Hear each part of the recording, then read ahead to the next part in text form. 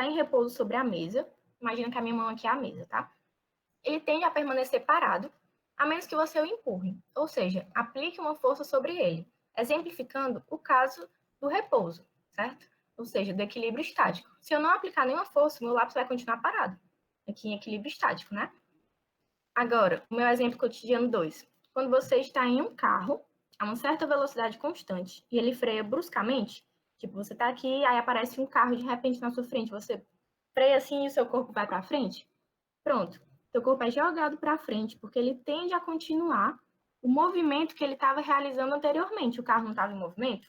Se do nada o carro para, o seu corpo meio que demora a entender isso, entendeu? Por isso que ele continua o movimento. Pronto.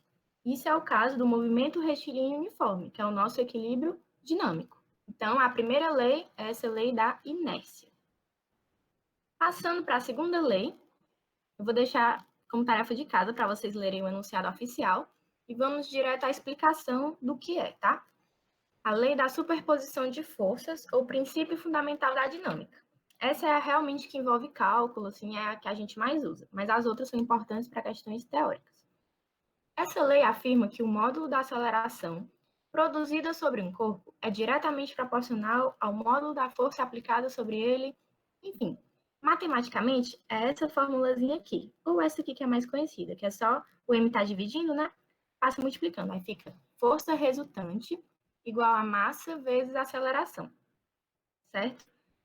Então, a partir da primeira lei, sabe-se que é preciso uma força resultante para alterar o movimento do corpo.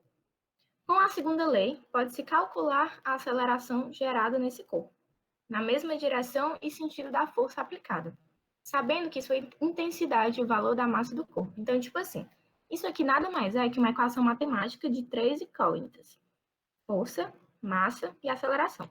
Se eu souber duas, eu consigo descobrir a terceira. Se eu tiver a força e a massa, eu consigo descobrir a aceleração. Se eu tiver a aceleração e a massa, consigo descobrir a força. Se eu tiver a força e a aceleração, consigo descobrir a massa. Certo? Acho que deu para entender, né?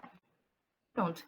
Então, isso aqui é basicamente dizendo, ó, esse enunciado, que a aceleração é diretamente proporcional à força, por isso que tem esse igualzinho, e inversamente proporcional à massa, por isso que ficou dividido, certo? Então, muito importante essa equaçãozinha, que representa a segunda lei de Newton, tá? Vamos para o exemplo cotidiano. Ah, não, primeiro vamos falar das unidades, bem importante. Como já foi dito no conceito de força, a unidade da força é o Newton, a unidade da massa é o quilo e a unidade da aceleração é metro por segundo ao quadrado. Muito importante em toda questão sempre colocar as unidades, quando for questão discursiva. Então, exemplo cotidiano 1. Continuando com o exemplo anterior do lápis sobre a mesa, é intuitivo que quanto maior a força aplicada no empurrão, mais rápido ele vai rolar, ou seja, maior será a aceleração obtida. Então, se eu colocar uma força assim, bem levinha, ele vai ter uma aceleraçãozinha. Se eu colocar uma força bem grande, ele vai cair, certo? Então, vamos para o exemplo cotidiano 2. Isso é só para representar que a aceleração é diretamente proporcional à força. Então, exemplo 2. Imagine que você vai chutar uma bola para fazer um gol. Sabendo que a massa da bola é 500 gramas e o seu chute imprimirá uma força de 5 newtons, é possível calcular a aceleração gerada. Claro que ninguém vai chutar fazendo os cálculos da intensidade da força do seu chute, enfim, mas é só um exemplo de que com a equação nós conseguimos descobrir isso, ok? Então, essa foi a segunda lei, aquela equaçãozinha, FR igual a M vezes A. Você resolve quase todas as questões de dinâmica com ela. Terceira lei de Newton, lei da ação e reação. Essa lei afirma que todas as forças surgem em pares. Ao aplicarmos uma força sobre um corpo, que é a ação, recebemos desse corpo uma força de mesma intensidade e sentido oposto, que é a reação. Lembra que força é um vetor, né? Então muda só o sentido. É importante notar que é impossível um mesmo corpo sofrer ação e reação. Ou seja, para que surja uma força, são necessários dois corpos. Como assim? Vamos entender. Imagine que você vai socar a parede. Você irá aplicar uma força sobre ela, certo? Mas a sua mão também vai doer, não é mesmo? A lei da ação e reação explica isso. Se você está socando a parede, se não existisse essa lei da ação e reação, não faria sentido a sua mão doer. Se você está aplicando a força na parede, é para doer na parede, né? Mas, devido a essa lei da ação e reação, você recebe uma força de mesma intensidade. Então, sua mão vai doer do mesmo jeito, certo? Certo. Então, exemplo 2. Se você tiver acabado de passar o pano no chão, coisa muito comum de acontecer na quarentena, né? Sua mãe passa o pano no chão, você vai pisar, leva um carão. Não façam isso. Evitando de acontecer isso, né? Escorregar e cair. Vai doer bastante em você, apesar de o seu peso estar sendo aplicado sobre o chão. Então, novamente, era para doer no chão, já que você aplica o peso no chão. Porém, você vai receber a reação, certo? Também é explicado pela terceira lei. Porque você aplica uma força no chão para baixo e ele reage aplicando uma força para cima, ok? Então, o exemplo da parede e da queda no chão exemplifica bem a terceira lei. Beleza, então recapitulando as 3 leis: lei da inércia, princípio fundamental da dinâmica e lei da ação e reação. Pronto, então vamos aqui para as forças notáveis. Uma vez introduzidas as leis, podemos destacar algumas forças, ou seja, aquelas que têm mais destaque, que a gente vê mais. A começar pelo peso. É a força de atração gravitacional que a Terra ou outro astro, certo? Os outros planetas também exercem gravidade, mas claro que de valor diferente. Exerce sobre um corpo. Logo, é uma força de campo, que eu até dei o exemplo que a gente não precisa estar em contato com o chão para sentir sendo puxado para a Terra, certo? Sua fórmula é dada por peso igual a massa vezes a aceleração da gravidade. Lembrando que, como é um vetor, é importante representar com essa setinha em cima. Note que ela possui o mesmo formato de FR igual a MA. Logo, G é uma aceleração, que aponta para o centro da Terra. Então, muitas vezes, de forma errada, as pessoas falam que gravidade é uma força, né? Mas gravidade é a aceleração da gravidade. Apontando para o centro da Terra, então a força-peso também aponta para o centro da Terra. Porque lembra que a gente falou que a força tem mesma direção e o sentido da aceleração, certo? Cuidado, peso é diferente de massa. Muito importante isso aqui. Peso é uma força, é uma grandeza vetorial, medida em newtons. Massa é a propriedade da matéria relacionada à sua inércia, como a gente já comentou. É uma grandeza escalar, cuja unidade é quilo, tá? Muito importante diferença de peso e massa. Vamos aqui para exemplo. Ao jogar seu lápis para cima, ele cairá intuitivamente. Já imaginamos isso, certo? Mas por que isso acontece? Porque a força-peso age sobre ele. Imagina um vetorzinho peso aqui embaixo. E a aceleração gerada também será para baixo, que nem esse desenhozinho aqui. Pronto, tá aqui o nosso... A gente quer uma borracha, né? Fazendo cair. Exemplo cotidiano 2. Ao subirmos em uma balança, dizemos que vamos nos pesar, não é mesmo? Com certeza você já ouviu ou já falou isso. Mas agora você sabe que a balança não mostra o nosso peso, mas a nossa massa, em quilo, certo? Então, ó, um detalhe importante é que a nossa massa é a mesma em qualquer planeta. Nossa massa não varia. Agora, o nosso peso varia. Se a gente for para outro planeta, a gente pode se sentir mais leve, certo? Pronto. Então, passando aqui para a nossa próxima força notável, tração. É a força que mantém um fio esticado.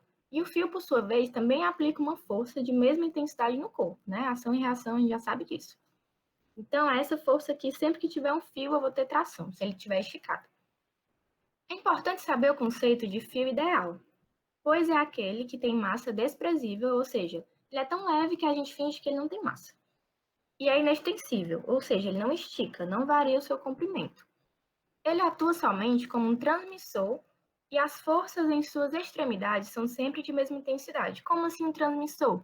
Ele é tipo um mensageiro, ele só leva a força para outro canto, mas é como se ele não existisse, ele não tem nenhuma função.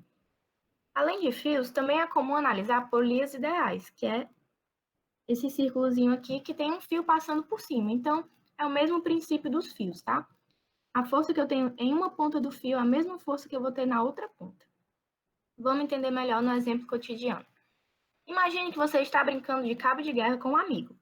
Você consegue sentir ele te puxando lá da outra extremidade, não é mesmo? Provando que o fio é apenas um transmissor da tração. Ou seja, você pode estar em um canto do quarto, seu amigo está lá do outro canto, e você sente como se ele estivesse bem aqui puxando seu braço. Exatamente porque o fio é só um transmissor, tá? Como se ele não estivesse ali.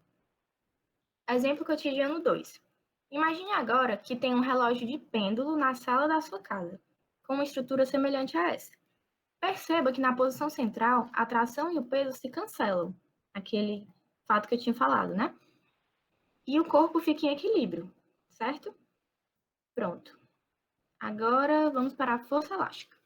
Também chamada de lei de Hooke, é a força que representa a elasticidade, é a capacidade de deformar que alguns corpos possuem quando submetidos a forças exteriores, assim como a de voltar ao seu estado natural quando a força cessa. Ou seja, se eu tiver só uma coisa que eu consigo esticar ela, mas ela não volta para o seu estado natural, não conta. Tem que ser tipo uma mola, tá? Que ela estica, mas ela também volta para o seu estado natural. A lei de Hooke tem essa formulazinha aqui, força elástica igual a K vezes X, onde K é a chamada constante elástica, ela varia de acordo com o material, tá? Eu posso ter uma mola mais fácil de esticar, outra mais difícil. Então, a constante elástica diz isso, a dificuldade de eu conseguir deformar essa mola, certo? E o X é exatamente a minha deformação. A deformação é o tanto que a gente esticou ou diminuiu essa mola. Tá aqui um exemplozinho. Então, ó, o exemplo cotidiano 1. Sabe aquela molinha que mantém a pilha dos controles no lugar? Essa mola aqui, certo? Quando vamos introduzir a pilha no local indicado, precisamos dar um empurrãozinho, ó. Não sei se vocês... Ó, esse empurrãozinho aqui, né? Que ela comprime. Isso é um exemplo de força elástica. Também vocês sabem aquelas liguinhas amarelas que usamos na cédula de dinheiro? Ela não é uma mola, mas também apresenta elasticidade. Logo, também é um exemplo de onde encontramos força elástica. Às vezes a gente usa tipo como um estilinguezinho, né? Pronto. Ali também é força elástica. Pronto. A normal é a força que mantém o fio esticado. E o fio, por sua... Fala, meu Deus, aqui é atração. Acho que tá errado esse slide. Enfim, a normal é uma força de reação que o chão exerce, qualquer superfície, tá? Pode ser um chão, pode ser um plano elevado, enfim, qualquer superfície exerce sobre um corpo. Se você está em pé sobre qualquer superfície, você vai ter uma força para cima. Tá aqui, ó, é um par de ação e reação. Então, exemplo cotidiano 1. Quando estamos de pé no chão e a força peso nos puxa para baixo, a força normal é a reação do solo sobre nós, promovendo o equilíbrio entre as duas forças. Então, é exatamente isso, tá? A partir do momento que a gente exerce a nossa força peso sobre o chão, ela responde com uma força normal sobre a gente. E por isso que a gente fica em equilíbrio, né? Exemplo 2. Quando vemos uma criança brincando de carrinho numa pista inclinada, como essa aqui, o automóvel adquire aceleração apenas na direção do plano, ou seja, essa direção aqui, ó. Ele não pula na pista, ou seja, ele não fica fazendo assim, ele só desce aqui, pelo menos não é o ideal, né? E nem cava um buraco nela, ou seja, ele não se mexe para cá e nem para cá, é só nessa direção aqui. Por quê? Porque a força normal e a força peso, uma componente, né, da força peso, porque a força peso está aqui. Ela tem duas componentes. A componente paralela ao plano e a perpendicular ao plano. Então, essas aqui se cancelam, tá? É como se não existisse força nessa direção. Tem apenas uma força aqui que faz ele descer, certo? Pronto, essa foi a normal. Agora a força de atrito, a última, tá? É a força que representa a dificuldade de mover um objeto. Ó, presta muita atenção que ela é a mais complicadinha.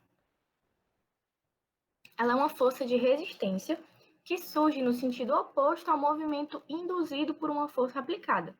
Ou seja, a força de atrito ela está contrária à tendência de movimento, certo? Não necessariamente ao movimento. A gente vai ver um exemplo muito importante já já. Essa força surge devido às rugosidades do solo. E a esse fator associamos uma variável chamada coeficiente de atrito, que depende do material, certo? Depende do material, se o chão é mais lisinho ou é mais rugoso. Tal força também está relacionada à força normal, visto que a normal depende do peso, né? Porque eles se equilibram assim. Então, quanto maior o peso, maior a normal. Logo, tem relação com a sua massa e com a sua inércia. Está aqui matematicamente a fórmula da força de atrito. Φ igual a μ vezes a normal. Esse μ é o nosso coeficiente de atrito, tá? Devemos nos atentar que existem dois tipos de força de atrito. O estático, que ocorre quando temos um corpo em repouso, aplicamos uma força com o intuito de iniciar o movimento, mas ele permanece em repouso.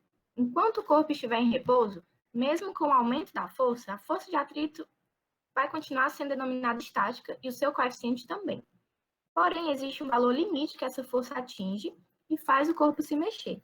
Esse momento é chamado iminência de movimento e nele a força de atrito é máxima, logo recebe o nome de força de atrito de destaque. Então, é tipo assim, eu tenho aqui a minha borracha parada, né? Para ela começar a se mexer, eu tenho que aplicar uma força. Enquanto ela não se mexe, porque a minha força está muito pequena, eu vou ter uma força de atrito estática, aqui no sentido contrário, certo? A partir do momento que ela se mexe, aí vamos para o outro caso. Força de atrito dinâmica.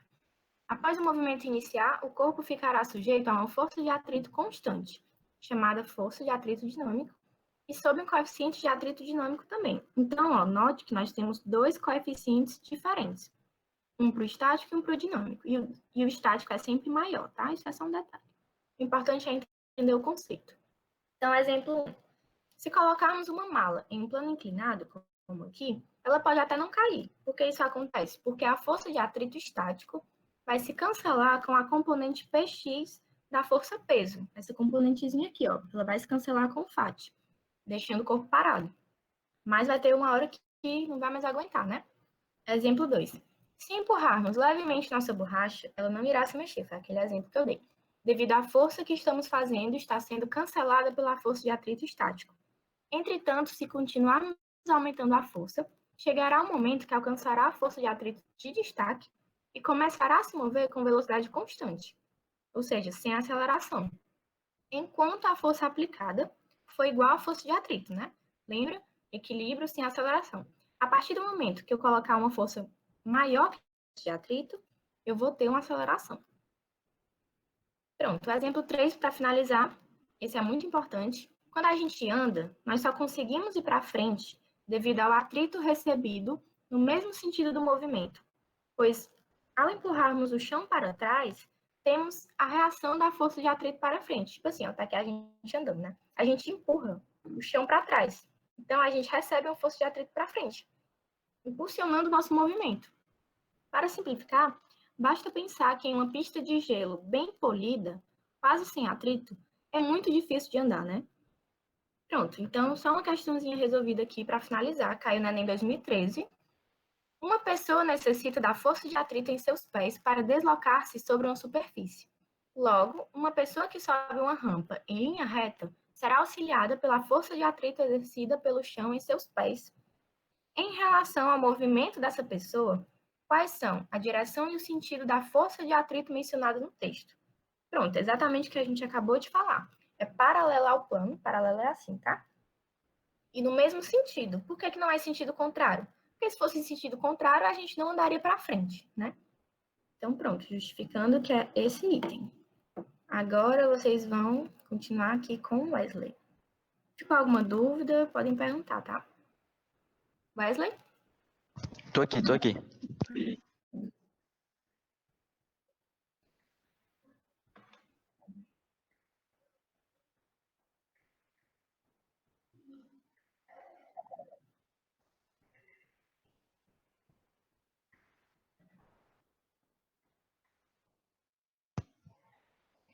Gente, tá aparecendo de boa aí pra vocês? Tá sim. Show de bola. Só ver aqui o negócio.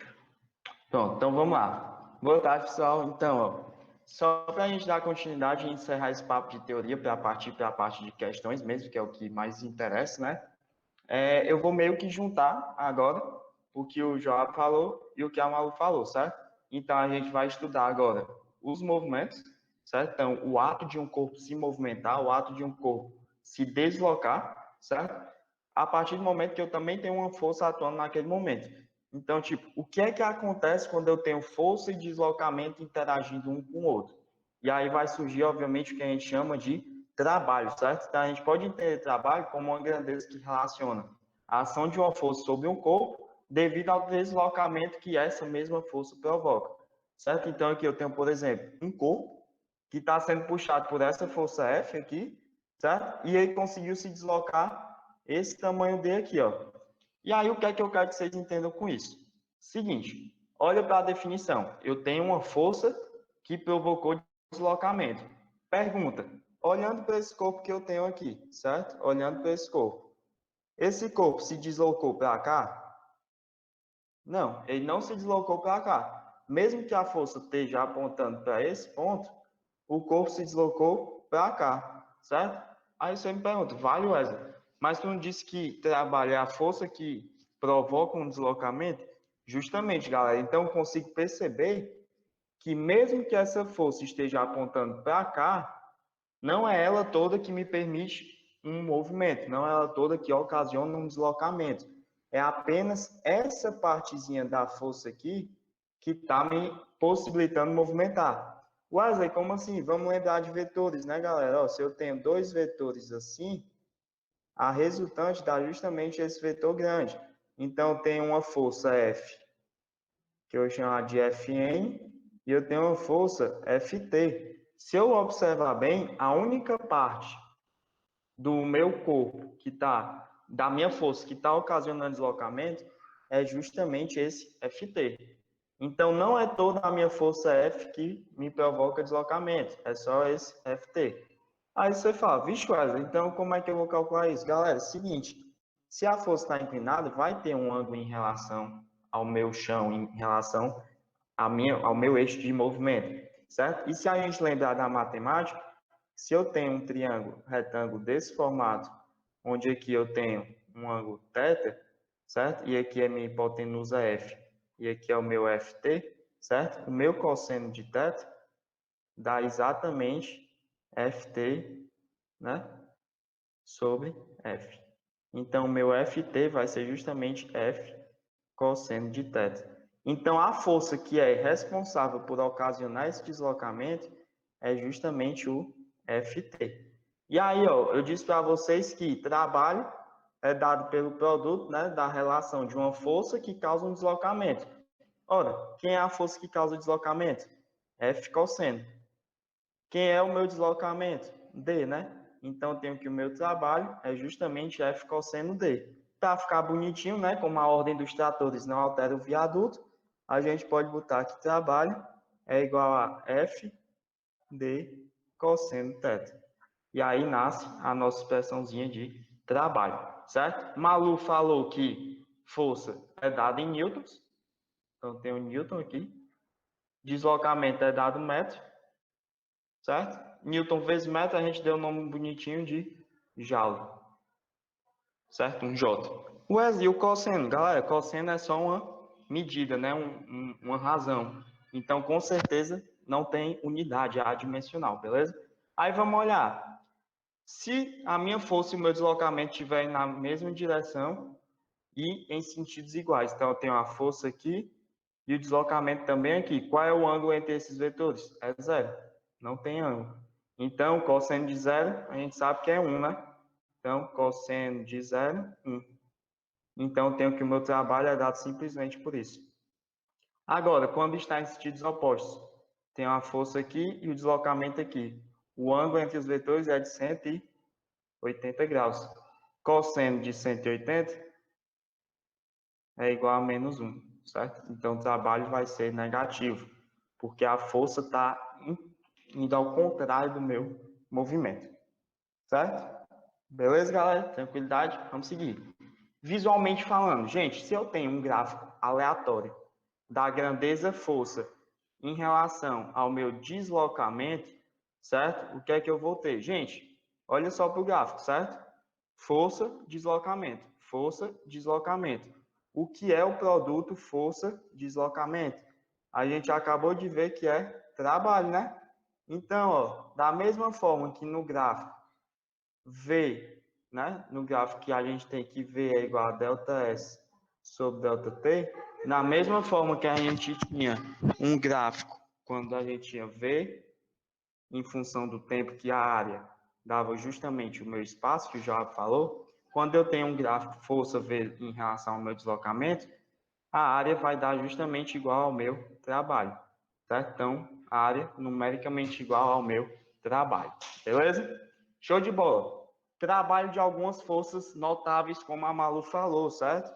Trabalho da força peso. Galera, trabalho independente do meu sistema, vamos assim dizer, é dado por força de deslocamento, certo? Então, vamos imaginar esse corpozinho caindo aqui bonitinho, certo? Se eu analisar, o deslocamento dele foi esse aqui, né? Só que se eu olhar para a força que está atuando nele é justamente, única e exclusivamente a força peso. Olha que interessante, o vetor deslocamento e o vetor força estão no mesmo sentido e na mesma direção. Quando isso acontece, a gente viu aqui que a força, que o trabalho é dado simplesmente por força de deslocamento. Então, vamos olhar para a nossa força aqui, ó. Galera, independente do ponto que o meu corpo tiver, a força que vai estar atuando sobre ele é mg, que é o peso, certo? Então, independente do ponto que eu tiver, a força é constante, a força é o próprio mg, não muda, certo? Então, quando o corpo deslocar uma altura h, que é justamente essa altura aqui, h, certo? O que é que acontece? Eu disse para vocês que o gráfico força, deslocamento, me dá o trabalho. Então, olha para essa área aqui, ó. É a área de um retângulo, né? E a área de um retângulo, eu sei que é base vezes a altura, né? Quem é a minha base? H. Quem é a minha altura? mg. Olha que interessante. O meu trabalho da força-peso vai ser mgh. Beleza? Show de bola? Seguindo. Trabalho da força elástica. Vou pegar a mesma ideia, galera. Malu falou, pela lei de Hooke, né? Que força elástica é do tipo Kx, se eu analisar em módulo, e é do tipo menos Kx se eu analisar vetorialmente, né? Porque a força elástica sempre aponta no sentido contrário. Se eu puxo a mola quer voltar, então está no sentido contrário. Se eu empurro a mola quer vir, sempre no sentido contrário. Mas independente, eu vou analisar só o módulo, certo? Eu quero só o módulo. Então, observa que se eu tenho um deslocamento 0, minha força é 0. Se eu tenho um deslocamento 2, minha força é 2K. Então, a força cresce com o deslocamento. Ó. Então, a força elástica, quanto maior o deslocamento, maior a força, ela vai crescendo linearmente. Porque isso aqui é uma função do primeiro grau, né? O y igual a x. Então, força elástica igual a kx. Beleza? Ora, quando eu chegar num deslocamento x, força, deslocamento. Olha para a área desse triângulo aqui, ó. Eu já disse para vocês que a área força, deslocamento me dá o trabalho. Quem é a área de um triângulo? Quem é? 1/2, certo? De base vezes altura, certo? O que me dá 1/2 de kx quadrado. Ah, Wesley, então mesmo que a força seja kx e o deslocamento seja x, o meu trabalho não é kx ao quadrado? Não, galera. Por quê? Porque a força também depende do deslocamento, certo? Nesses outros casos aqui, a força era independente do deslocamento, ela não mudava. Nesse caso aqui, não. Nesse caso aqui, a força depende do deslocamento. Então, trabalho da força elástica, 1/2 de kx2. Lembrando que a força elástica sempre está no contrário do movimento. Beleza? Tranquilo? Alguma dúvida? Show? Beleza. Tranquilidade, né? E aí, ó, já falei para vocês a ideia de trabalho. Vamos falar de energia. O que é energia, Wesley? Gente, isso é um conceito bem estranho, realmente, energia. Mas a gente pode entender, certo? Com uma capacidade que uma força tem, vamos assim dizer, uma força, um corpo tem, de realizar trabalho, certo? Então, sempre que eu posso realizar trabalho, eu digo que de algum jeito eu tinha energia, que eu só posso realizar trabalho se eu tiver energia. Beleza? Então, trabalho é uma forma de energia. Ora, se trabalho é uma forma de energia e trabalho é dado em joules, energia também vai ser dado em joules no SI. Beleza? E aí existe a tal da energia mecânica. Wesley, o que é energia mecânica? Gente, a gente está estudando mecânica. Então, é a energia relacionada com os estudos da mecânica. Então, vamos lá. Movimento, certo? E deslocamento. Movimento, deslocamento. Velocidade, desnível. Então, a gente vai ter dois tipos de energia, certo? Energia cinética. O que é energia cinética, Wesley? Energia relacionada a um corpo que possui uma velocidade. Então, se aquele corpo possui velocidade, o Job explicou que, dada uma velocidade, eu tenho um deslocamento. Se eu tenho um deslocamento, eu tenho um trabalho associado. Então, se eu posso realizar trabalho, eu tenho energia. E eu tenho energia potencial. Quantas vezes você já escutou alguém falando, aquela pessoa tem potencial? Ou seja, aquela pessoa tem algo especial que ela pode aflorar mais na frente, que ela pode transformar em algo na frente. Então, energia potencial. Eu armazeno energia para que no futuro eu possa converter em outro tipo de energia. Quando eu tenho, por exemplo, um corpo numa altura h, certo? Como o exemplo da Malu, se eu solto um ápice, ele ganha velocidade. Então, ele está ganhando energia cinética. Só que para ele ganhar energia cinética, essa energia veio de algum canto. Mais cedo vocês tiveram aula de estequiometria, né? Lavoisier. Na natureza nada se cria, nada se perde. Tudo se transforma. Então, essa energia cinética veio de algum canto. Que lugar foi esse? Energia potencial gravitacional. Então, quando eu ergo um lápis, eu estou erguendo um lápis, minha mão está fazendo uma força no lápis e ele está sofrendo um deslocamento. Força, deslocamento, trabalho. Movimento inverso, energia, certo? Que energia é essa? Potencial gravitacional. A mesma coisa com a mola. Se eu empurro uma mola, que a minha mola, estou empurrando ela, quando eu soltar, ela vai jogar a minha mão. Então, eu transformo a energia que ela armazenou. Então, eu estou empurrando, força, a mola está se movimentando, deslocamento. Força, deslocamento, trabalho. Quando ela solta minha mão, realizou o trabalho sobre a minha mão. Então, energia é justamente esse fato. E aí, o que é que o gráfico me diz? Olha para cá, quando a energia cinética está aumentando,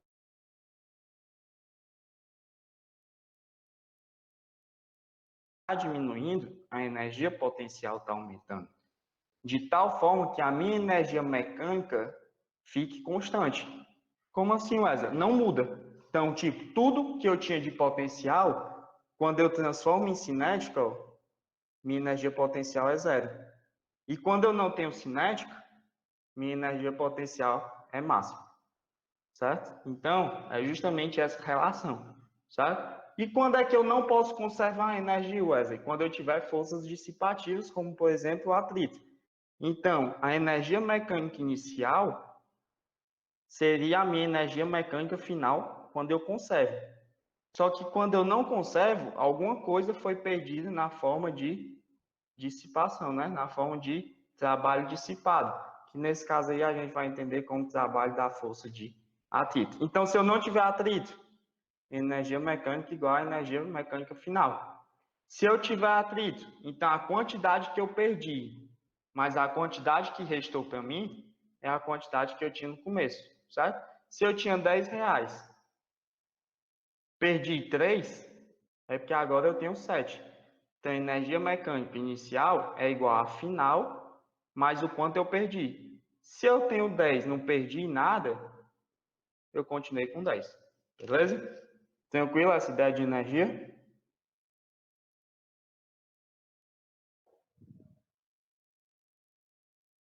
Show, beleza. E aí, para a gente terminar, o teorema do trabalho em energia cinética. Sempre que eu tiver um trabalho resultante, eu posso dizer que é igual à variação de energia cinética. Por quê? Equação de Torricelli. Olha para cá, certo? O que é que eu vou fazer? Vou multiplicar todo mundo por m e dividir por 2. Então, eu vou ter isso, isso e isso, certo? Só que olha aqui para mim, ó. O que é que eu tenho aqui? 1/2 de mv ao quadrado. Olha para cá, ó. Energia cinética, certo? Energia cinética, 1/2 de mv ao quadrado. Então, isso aqui é minha energia cinética inicial, certo? Ou final, perdão, velocidade final. Quem é isso aqui? Energia cinética inicial. Na física, uma coisa final menos uma coisa inicial, a gente chama de variação, né?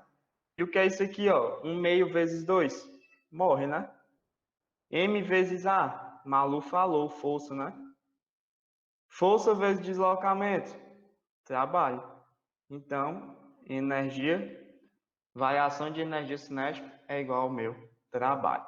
Isso resolve muita coisa.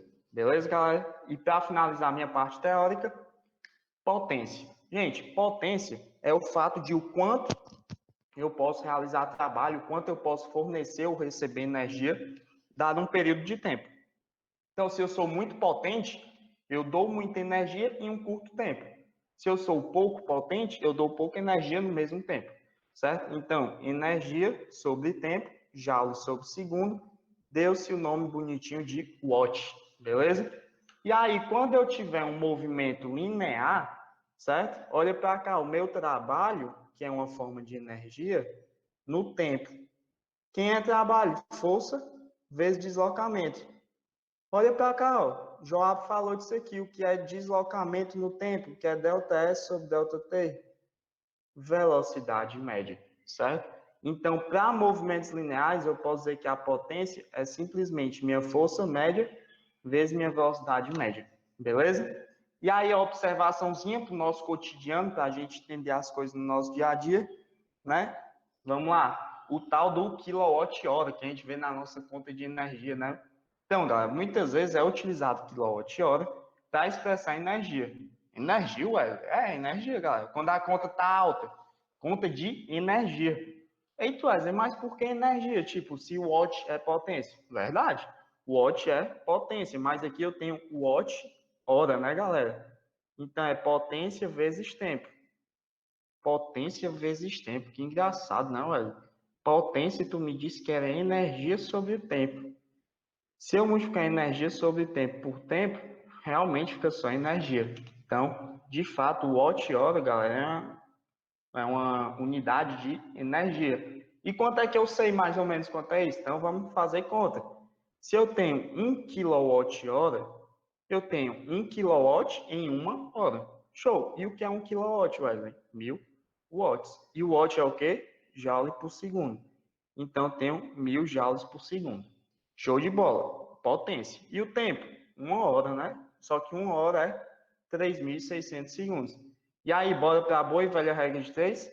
Se eu tenho 1000 joules em um segundo, eu vou ter uma certa quantidade de joule em 3.600 vezes 1000, que dá 3,6 vezes 10 a sexta joules, certo? Então, 1 kWh equivale a 3,6 vezes 10 a sexta joules. Tá, Wesley, isso quer dizer o quê? Vamos lá. Se eu tenho um carro de 360 quilos, certo? Um carro de 360 quilos, beleza? Se eu pegar esse carro, certo? E erguer numa altura de 10 metros, ou de 10 metros não, num local que a minha gravidade é 10 metros por segundo ao quadrado, como é o trabalho da força-peso? MGH, né?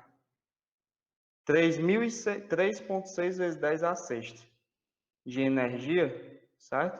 Um carro de massa 360 quilos, num lugar de gravidade 10, isso é a mesma coisa que eu poder erguer esse carro 1000 metros, certo?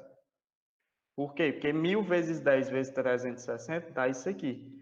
Então, imagina aí, ó, 1 kWh, 1 kWh. É a mesma energia envolvida no processo de você erguer um carro 1000 metros, um carro de 360 quilos aqui na Terra, por 1000 metros. Um único quilowatt-hora. Então, daí vocês tiram a força, certo? A potência da energia elétrica. É realmente muito alta, ela consegue fazer muita coisa. Beleza, galera? Show de bola. Com isso, a gente termina essa parte de teoria e eu queria perguntar se vocês têm alguma dúvida.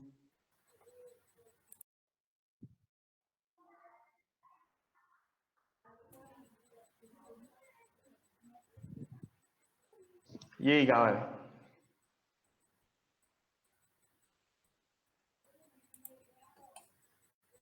Show? Vamos fazer questão, então? A gente recebeu muitos elogios aqui. Show de bola, galera. Show de bola. Coraçãozinho com asas para vocês. Então, vamos fazer questão, né? Joabada. Questão de número 1 é sua. Beleza.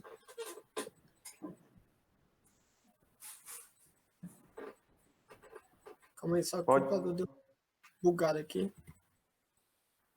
Certo, aí só aquele esquema mesmo. Eu que vou ficar passando para vocês. Aí, só lembrar mesmo.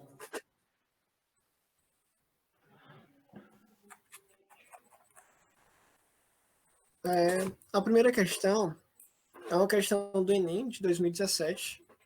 A primeira coisa que a gente tem que entender, quando a gente está vendo uma questão do Enem, é primeiro começar pelo fim.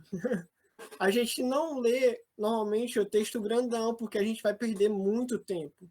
Então, a primeira dica que eu tenho para resolver uma questão é a gente começar da segunda parte, do segundo parágrafozinho, né? Mas como eu vou explicar para vocês, eu vou dar a ideia mais ou menos do primeiro parágrafo. E como o tempo está avançado, eu não vou ler. Mas esse primeiro parágrafo, ele está dizendo que ele vai testar um cinto de segurança dos carros, né? Então, o que ele vai fazer? Ele vai fazer um teste de colisão usando 30 segundos como uma amostra de tempo, né? De intervalo de tempo. Então, ele vai fazer isso e vai plotar um gráfico de aceleração por tempo, que é esse próximo gráfico aqui. E ele pede qual modelo de cinto vai oferecer menor risco de lesão ou menor desconforto para o motorista, a partir do gráfico que ele postou e do estudo dele. O que a gente tem que entender que o Enem quer? Como eu falei, a gente sente aceleração. Então, o que o Enem quer que você pense? Ele quer que você perceba, lembre que você sente aceleração. Então, o que ele quer nesse gráfico? Ele quer o cinto de segurança que vai gerar maior conforto. Para isso, vocês têm que pensar o seguinte. Imagine que eu estou no ônibus e o motorista freia rapidamente, bruscamente. O que vai acontecer? Você vai sentir mais desconforto, né? Então, ter uma mudança brusca de aceleração não é confortável.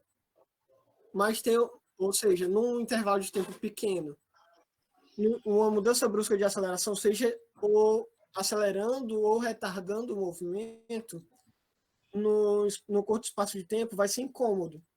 Mas se o motorista freia ou acelera o ônibus num tempo um tempo maior, mais espaçado, o que vai acontecer? Você vai notar a aceleração pouco, você vai gerar menos desconforto. Então, o que ele quer que você escolha nessa questão? Ele quer que você escolha uma curva em que a aceleração vai variar com maior intervalo de tempo. Ou seja, então você vai olhar para o pico, ó. Nesse meu outro exemplo que eu fiz, ó, perceba esses dois gráficos. Se essa aqui ela está acelerando muito, a taxa de variação da aceleração é muito alta, ó. Ele está mudando muito com o tempo. Mas esse daqui, a taxa de variação é um pouquinho mais suave. Então, esse daqui seria a minha resposta, porque geraria mais conforto, a segunda. Então, olhando o gráfico da questão, qual é o que me gera mais conforto? Nesse gráfico aqui, eu tenho um pico, ó, num curto espaço de tempo. Nesse daqui, ó, eu tenho uma desaceleração num curto espaço de tempo também. Mas esse gráfico aqui, no segundo, ó, olha o tanto de tempo que ele gera para acelerar e o tanto de tempo que ele gera para desacelerar. Muito superior ao qualquer um desses cintos aqui, né? Qualquer um dos outros cintos. Então, qual vai ser a resposta? Vai ser o cinto 2. Eu não li a questão por questão de tempo, né? Mas a lógica da questão é essa. O Enem quer que você perceba que você sente aceleração e a aceleração no intervalo de tempo maior é mais confortável. Então, é simplesmente isso. Você analisou o gráfico e teve esse conhecimento anterior de que você sente aceleração. Então, a nossa resposta vai ser item B. E eu vou deixar aí vocês com a Malu para a próxima questão.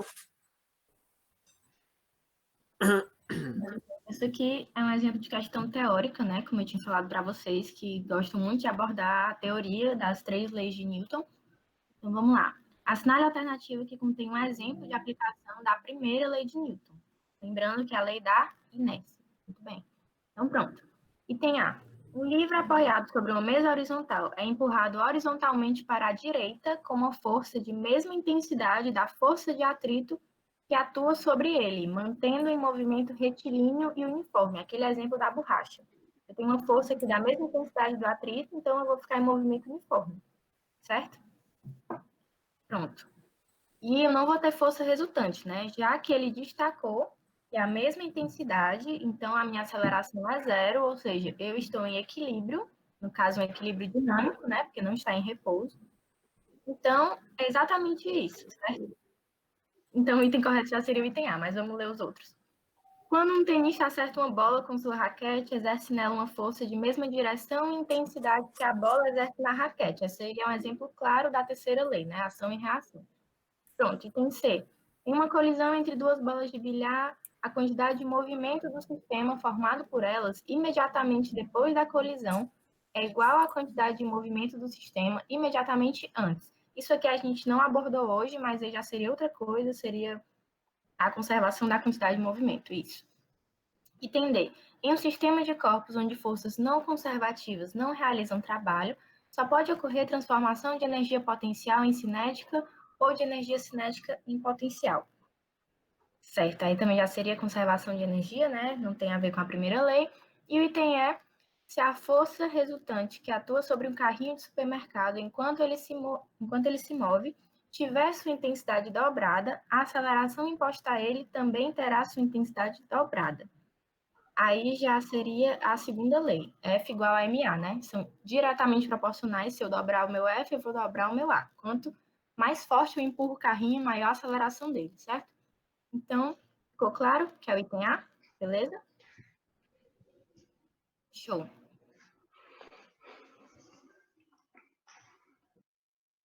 Ixi, ei, eu tô falando aí, tá? Tá. Não, tá não. Ah, beleza. Então, galera, ó, como a Malu falou aqui, ó, nesse item de conservação de energia, né? Lembra que eu falei do gráficozinho aqui, né, e tal, conservação de energia. Então, vamos fazer uma questão sobre isso. Não vou ler também, certo? Vou só destacar os pontos. Ó, ele diz que nessa região aqui do espaço tem um desnível de 2,4 metros e que o skatista está com uma certa velocidade igual a 4 metros por segundo. E aí ele pergunta duas coisas, certo? Qual é a velocidade que o skatista vai ter aqui? E quando ele subir a rampa, qual é o ponto máximo que ele vai chegar, certo? Então, ó, temos duas situações. A situação que ele sai desse ponto B para essa região aqui, que eu posso dizer que é no ponto D também, já que eu não tenho força de atrito, eu posso desprezar essas coisas, beleza? E aí depois eu tenho esse momento aqui que eu vou do D para o ponto X, qualquer, certo? E aí como é que eu vou fazer isso, galera? Se eu não tenho trabalho de força de atrito, não tenho trabalho de forças dissipativas, eu não perdi nada, certo? Eu não perdi dinheiro. Se eu tinha 10 reais, eu continuei com 10 reais. Se nada me tirou dinheiro, não perdi nada. Então, a minha energia mecânica no início é igual à minha energia mecânica no final, independente dos pontos que eu estou analisando. E aí, ó, boto aqui como observação para vocês, né? Que a energia mecânica, como eu já tinha dito,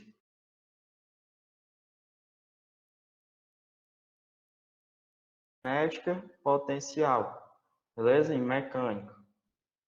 E aí, ó, do ponto B para o ponto D, eu percebo que aqui no B eu tenho velocidade, né? Que ele está vindo, e tenho altura. Então, eu tenho tanto energia cinética quanto energia potencial gravitacional. Tenho elástica? Não, porque eu não tenho mol.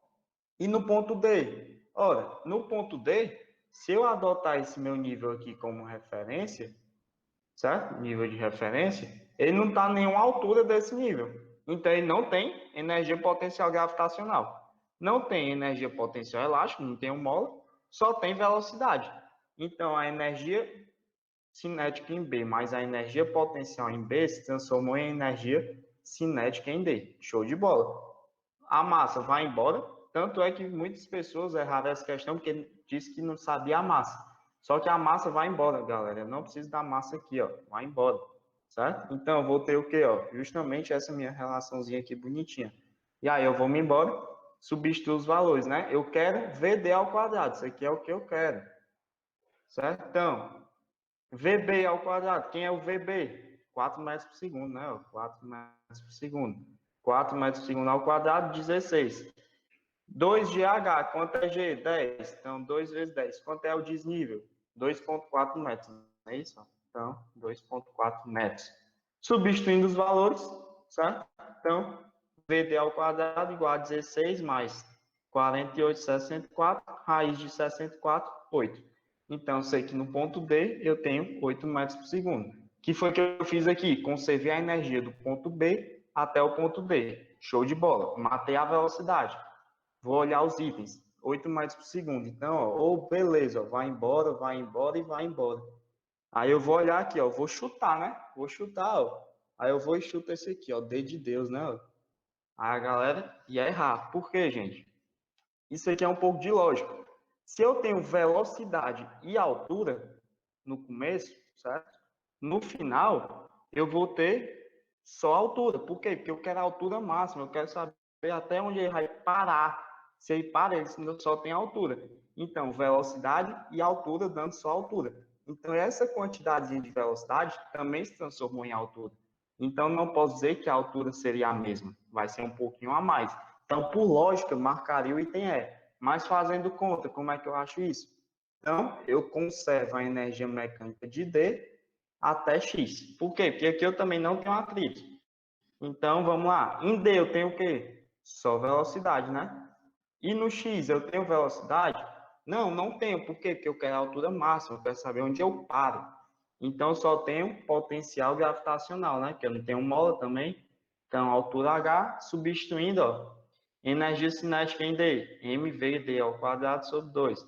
Energia mecânica em X, é só a potencial gravitacional, mgh. De novo, a massa vai embora, ó. Não me interessa. Então, a altura vai ser simplesmente o quê? Passa esse G dividindo, VD ao quadrado sobre 2G. Sei fazer conta? Sei. Por quê? VD eu achei, né? Então, 8 ao quadrado. G, 10.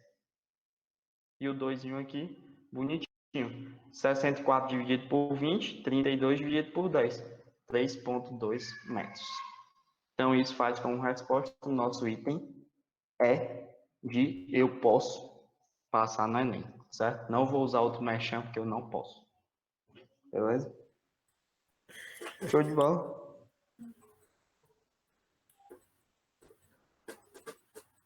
Beleza, galera? Tranquilo? Vamos fazer mais uns aí. Joabada. E aí, a questão 4 da Unesp 2014. Essa eu vou ler. O motorista dirigia por uma estrada plana e retilínea quando, por causa de obras, foi obrigado a desacelerar seu veículo, reduzindo sua velocidade a 90 km por hora, ele já converte para 25 metros por segundo, e para 54 km por hora. Depois de passar do trecho em obras, retornou à velocidade inicial de 90 km por hora. O gráfico representa como variação a velocidade escalar do veículo em função do tempo, enquanto ele passou por esse trecho da rodovia.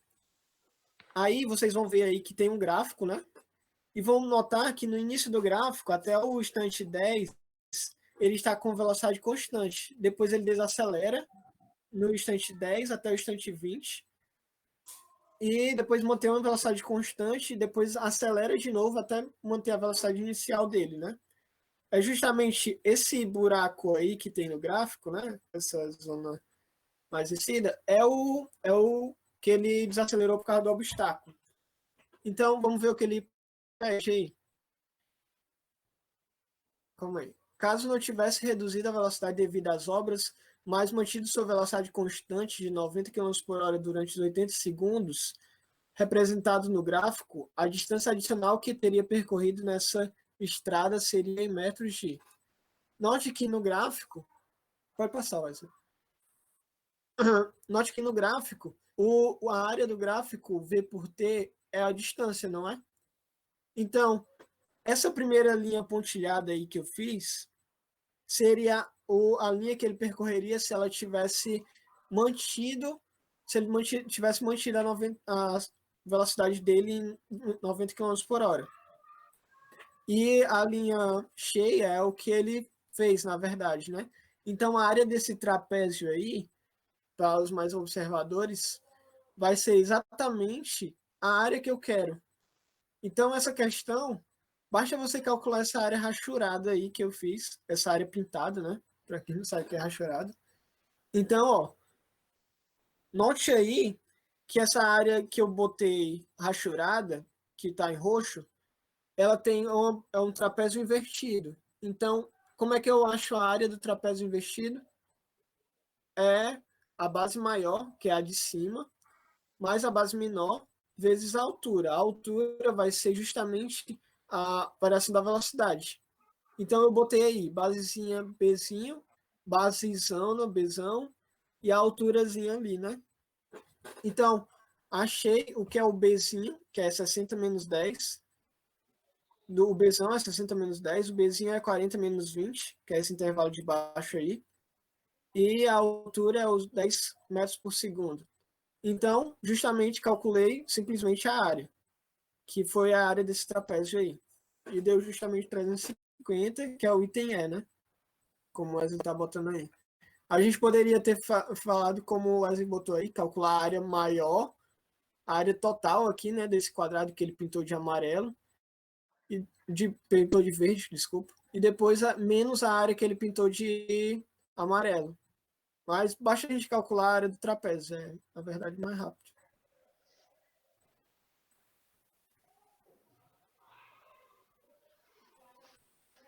Pronto, agora nessa questão 5. Uma questão fundamental, certo? Essa questão de bloquinho super famoso. Então, vamos lá. Ele basicamente diz para a gente observar esse sistema de blocos e da massa de cada um e o valor da força exercida neles dois. Lembrando que eles dois estão em contato, eu aplico a força só no A, mas graças à lei da ação e reação, né, o B também sente e pronto. Aí no item A, ele pede a aceleração do conjunto. Uma dica de ouro. Sempre, repito, sempre que tu tiver um conjunto de não importa quantos blocos, ele pedir a aceleração do conjunto, é só fazer F igual a MA, só que no M tu vai colocar a massa total, certo? Então tu vai somar a massa, no caso do bloco A e do bloco B, certo? Então, vamos só passar o slide. Ó, MA é 2 kg, MB é 3 kg e a força é 20. Lembra que eu disse que é uma equaçãozinha matemática de 3 incógnitas, né? Se eu tenho duas, eu descubro a terceira. Então, F igual a massa total vezes a aceleração. 20, aí eu substituo, né? 20 igual a massa do sistema, 2 mais 3 dá 5 quilos, vezes A. Faço 5 dividindo, 20 dividido por 5 dá 4. Então, a aceleração do meu conjunto é 4 metros por segundo ao quadrado. Eu posso imaginar que eles dois formam um bloco só, um bloco maior, que tem aceleração de 4 metros por segundo ao quadrado, certo? Pronto. No item B, ele já pede a força que o A exerce em B. Aí é sempre bom a gente olhar bloco por bloco, tá? Quais são as forças que eu tenho atuando no bloco A? Eu tenho a força F, que atua diretamente nele, e eu vou ter uma reação de B, porque ele não está colado com B. Então, se eu empurrar o A, vai acabar empurrando o B também, né? Mas por quê? Porque o A exerce uma força em B e o B exerce uma força em A. Então, no B, eu só tenho essa força que o A exerce nele, porque o F não vai direto nele, né? Então, é essa força que faz ele se mexer. E a gente já sabe qual a aceleração do conjunto, porque os dois têm a mesma aceleração. Então, de novo, aquele negócio da equação de 3 incógnitas, eu tenho duas delas. Mas no caso, eu não tenho a força. Eu tenho a massa do bloco B e eu tenho a aceleração que a gente já achou no item A. Se ele não tivesse pedido esse item A, talvez você tivesse que pensar um pouquinho mais, como é que eu vou achar a aceleração dele? Mas é sempre bom fazer isso. Começa achando a aceleração do conjunto. Todos eles vão ter a mesma aceleração, tá? Então, pronto. Eu vou achar a força que o A exerce em B e que faz ele se mexer. Então, F de A em B é igual a massa de B vezes a aceleração de B, que é a mesma do conjunto. Então, F A em B é igual a 3, que é a massa do B, vezes 4, que vai dar igual a 12 newtons. Do mesmo jeito, no bloquinho A. A única atençãozinha especial que a gente tem que ter é porque no A eu tenho duas forças, né? No caso, paralelamente ao plano, porque realmente tem essas perpendiculares ao plano, mas elas se cancelam, então a gente está lidando aqui com a aceleração. Então, não vamos ligar agora para o equilíbrio. Pronto, como eu tenho duas forças, a força F, né? E a força que o B responde em A, eu vou ter que fazer uma subtração. Por quê? Porque são dois vetores na mesma direção e em sentidos opostos. Se fosse no mesmo sentido, eu ia somar. Mas como é sentido oposto, eu tenho que fazer a subtração. E por que é F menos F de B em A? Por que o F de B em A não é maior que o F? Porque o A se move nesse sentido. No caso, para você já estar explicado. Oi? Não, pode continuar. Então, a força maior vai ser a que está apontando para o sentido que o A vai se mexer, né? Se eu tenho aqui bloquinhos parados e eu exerço uma força, eles vão gerar uma aceleração no mesmo sentido dessa força. Por isso que o F vai ser maior, tá? Então, é F menos F de B em A. E no caso, a gente sabe a massa do A, que foi informada, e a gente sabe a aceleração do conjunto, que é a mesma do A que a gente já achou, né? Então, pronto. Lembrando que essa subtração é a força resultante. A gente exatamente está usando a segunda lei, força resultante igual a massa vezes a aceleração, certo? Então, no caso, a força resultante é essa subtração. 20 menos F de B em A igual a 2 vezes 4. Passo aí 2 vezes 4 dá 8, né? Passo para o outro lado, subtraindo, fica 20 menos 8. Passo menos F de B em A para o outro lado, fica positivo. F de B em A igual a 12 newtons, certo? Então, pronto. Agora eu já sei quanto vale todas as forças aí do meu sistema. No item D,